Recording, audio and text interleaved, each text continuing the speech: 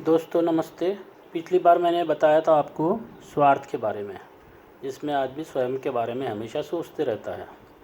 अब मैं बताऊंगा आज परमार्थ के बारे में। बहुत दिनों से सोच रहा था लेकिन लेट हो गया। तो परमार्थ में दो प्रकार के परमार्थ मानिए। परमार्थ का मतलब दूसरों का हित देखना। हालांकि बहुत डिफ़िकल्ट है लेकिन बहुत सारे लोग दुनिया में करते हैं। तो ये दो लेवल के होते हैं परमार्थ। एक जो हम आपके आजू बाजू में देखते हैं, जो समाज सेवा करते हैं निःशुल्क या थोड़ा बहुत शुल्क लेके, किसी सामाजिक कार्य में मतलब मशगूल होते हैं। कोई अस्पताल गया तो उसको मदद पहुंचाते हैं, उसकी देखभाल करने जाते हैं। किसी को ब्लड डोनेशन करना है तब करते हैं। छोटा मोटा चंदा मोहल्ले के लिए देते हैं। और गणेशोत्सव, दुर्गा देवी वगैरह में एक्टिव पार्ट लेते हैं। साफ़ सफाई में और मोहल्ले की समस्याओं को सुलझाने में एक्टिव पार्ट लेते हैं। इसको हम एक छोटे प्रकार का परमार्थ कहेंगे, जो कि एक लोकलाइज प्रकार का परमार्थ है। जबकि एक हायर डिग्री का, हायर लेवल का परमार्थ, यानी कि एकदम परमार्थ की दूसरों के हित की पराकाष्ठा है, जिसमें स्वयं के हितों को पूरा त्याग करके अपने देश के लिए, समाज के लिए या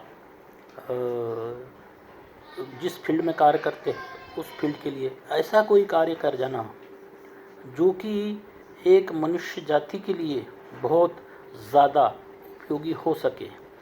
जैसे बहुत सारे महान साइंटिस्ट अपने अपने प्रयोगों में उन्होंने अपने पर्सनल टाइम का, एंटरटेनमेंट का बलिदान कर दिया। उसमें से कुछ लोगों ने अपने स्वार्थवश किया, लेकिन कुछ लोगों ने समाज को फ़ायदा हो इस हिसाब से किया। तो एक बहुत ही पुराना उदाहरण दूंगा दधीची का। जो ऋषि थे, उन्होंने अपने बॉडी का जो हड्डी है उस हथियार से राक्षसों का नाश होगा, इसलिए उन्होंने अपने शरीर को त्याग दिया। इसी प्रकार से हमारे जब सेना के नौजवान से देश की रक्षा करने के लिए जाते हैं तब अपने प्राण तक त्याग देते हैं। वो एक प्रकार का अतिशय उच्च कोटि का परमार्थ है। और कुछ ऐसे लोग रहते हैं जो लगातार उस कार्य को करते रहते हैं, जिससे कि समाज में अंततोगत्वा कुछ नए कायदे बनते हैं बोलिए, या कुछ नया क्रांतिकारी परिवर्तन होता है। तो इस प्रकार का परमार्थ दोनों लोग करते हैं। जैसे जिसने रेलवे इंजन का विकास किया, उससे एक बड़ी एक क्रांति हुई, जिससे कि जिसके अभी रूप हम अभी आज देख रहे हैं। जबकि वो शुरू में एक स्थान से दूसरे स्थान पर बड़े वजन के चीज़ों को ढोने के लिए किया गया था। इसी प्रकार जिन लोगों ने प्रयोग किए विमान बनाने के लिए, वो भी एक क्रांतिकारी बदल पूरे विश्व के लिए साबित हुआ।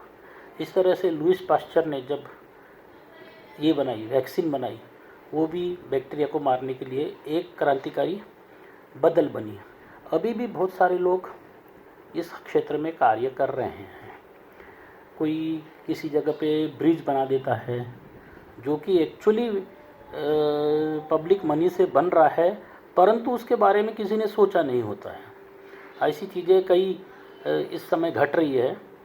देखा जाए तो सरकार का ये दायित्व है, लेकिन सही स्थान पर सही तरीके से पैसे लगाना भी एक आर्ट है, क्योंकि लोगों को नॉलेज मिले, लोग एक दूसरे की जगह पर सुगमता से आ जा सके और व्यापार कर सके।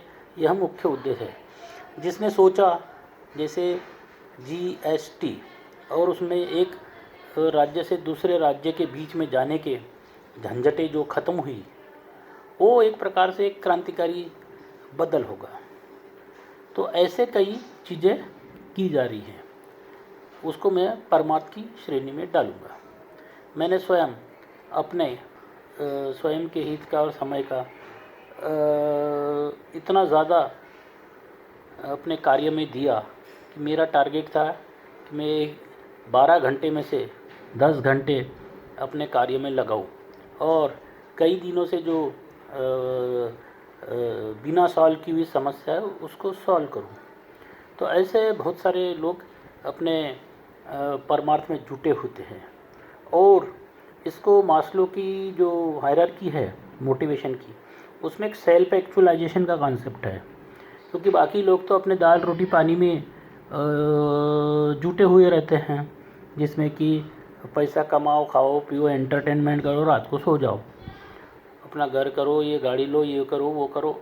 लेकिन हमें जो सिखाया गया है हमारे धर्म में, पितृ देव, पितृ ऋण, यानी कि हमें जो हमारे पितरों ने दिया है, ये संसार में जो भी फैसिलिटीज़ बना के दिए, हम जब इस संसार को छोड़ के जाएंगे, उन फैसिलिटीज़ से ज़्यादा फैसिलिटीज़ जब हम अपने आने वाले पीढ़ी को देंगे, तभी हमारे पितृ ऋण हमने समाप्त किया, ऐसा माना जाता है। यानी कि जब हम कार्य करने के लिए जब 20 साल के 25 साल के होते, उस समय समाज की जो भी स्थिति होती है, उससे ज़्यादा डेवलप्ड स्थिति हमारे जाते वक्त होना चाहिए। ये हमारे पीढ़ी का कंट्रीब्यूशन नए पीढ़ी के लिए रहेगा, और ये सतत करती रहती है, क्रिया चलती रहती है, एक एक शोध लाए जाते हैं।